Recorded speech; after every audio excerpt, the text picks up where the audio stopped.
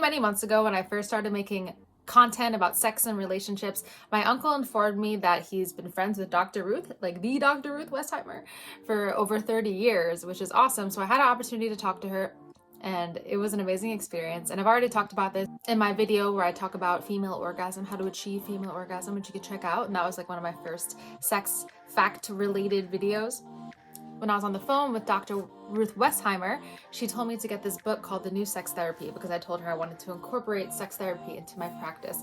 And this is by Dr. Kaplan. And I've been reading it, as Dr. Ruth recommended, in order to prepare myself for my future career as a sex therapist.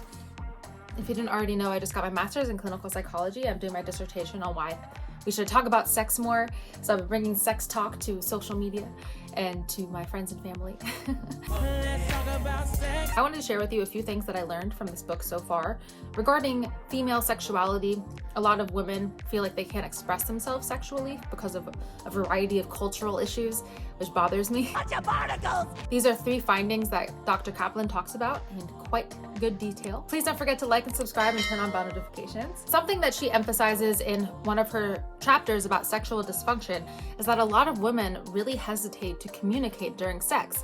They often feel like there's no need to do so, or there's no need to be assertive, because if you are assertive as a female, then you're less feminine, which I completely disagree with, because you can be as feminine as you want to be and to be as dominant or assertive if you want to be, and there's no problem with that. Kaplan describes the female physiological responses as cryptic and internal, and that makes me think about how much a woman having an orgasm relies on her mind being right. Her psychology, her psychological well-being, and her mind has to be in the right place. An orgasm for a female is 90% in her head. She really needs to be in the moment, and this is why it takes so much foreplay. So if you think about it for the man, a lot of the time, not always, but a lot of the time, in order to get a male aroused, it's generally like caressing and touching, and then his penis will get hard pretty instantly. For women, on the other hand, of course this happens sometimes, but for most women, they need a little bit of a warming up of the oven, about 10, 15, 20 minutes of foreplay in order to really feel that state of arousal that's comfortable. Kaplan emphasizes the importance of a woman expressing her needs and doing it in a gentle and non-assertive manner. That's really important in terms of like relationship satisfaction and sexual satisfaction. Being assertive, but doing it in a gentle way. If a woman isn't sexually assertive, this takes away her ability to have more control over the situation and the turnout and how much sexual satisfaction is possible. And it's her responsibility to communicate her needs. So a woman that communicates her needs sexually is more likely to explore her sexual potential. So besides communication, a lot of the time women fear rejection. A lot of women feel like if I express what I need and it's not something that he wants, let's say in a heterosexual relationship, for example, if I express my needs and it's not something he wants, then maybe I'm not the perfect lover. Nobody's perfect, eh? When a female in a heterosexual relationship suppresses her needs, doesn't communicate them, this actually allows the male to take control over the situation. This generally seems to prioritize the male orgasm over her own. I've talked about this before, how culture kind of makes the woman feel like the male finishing is the most important part, or that's the end of sex if the male has an orgasm, but that's not the truth. It's both people having the orgasm, in my opinion. If they want to have it, they should both be able to have it regardless of gender. A lot of women in certain cultures, they associate guilt and shame with sex, and this happens for men and women, but mostly women. Like what the cultures and religions that associate guilt and shame with sex generally tends to impact the female population more than the male population, and they're more likely to feel shame about wanting their own pleasure, having their own clitoral stimulation, and speaking about it is sinful. This actually creates a huge conflict, like a deep conflict with sex. So a woman that's in this situation might not want to be caressed. They might take caressing as ticklish instead of erotic. And they'll say, I can't bear to have my breast caressed because I just can't stand it. These are things that should be enjoyable and increase the sexual satisfaction and relationship satisfaction between individuals.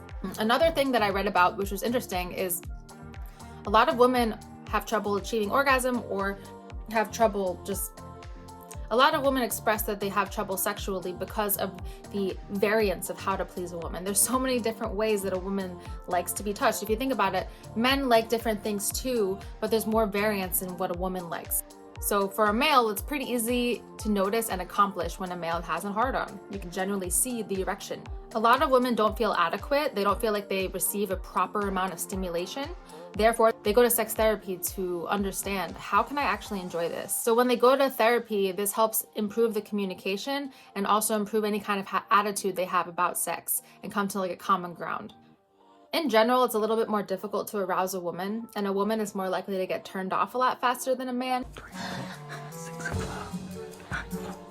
As I said before, there's a lot of men that like a lot of different things, but this is even more so for women in terms of the variation. Like some women like their breasts caressed, other women don't, and it just could be really hard to actually find what a woman likes, especially if she doesn't masturbate, especially if she doesn't please herself. For example, some women like direct clitoral contact. Some women like it when they are directly stimulated on the clitoris, whereas a lot of other women like kind of around the clitoris. So like if you're with a woman who doesn't like it directly on the clitoris, it'd actually be painful or really uncomfortable or just tickle too much that she's like, I can't do this. So you just have to be mindful of that. And in order to have a healthy relationship, healthy sexual relationship with a woman, I believe that you should understand this variance instead of being like, oh no, I know how to please a woman, like it's like a one-size-fits-all situation, because it's not.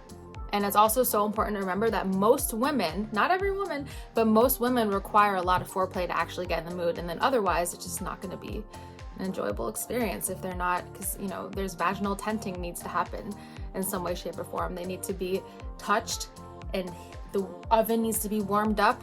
And then once they feel that optimal feeling of like, I'm ready, that's when they're going to enjoy the sex the most. Even if they get off from clitoral stimulation alone, they're going to need that. For the most part, they're going to need that extra time to be intimate and just get her in the mood. That is what I've learned so far from the new sex therapy. I do recommend this book for anybody that's interested in this kind of thing.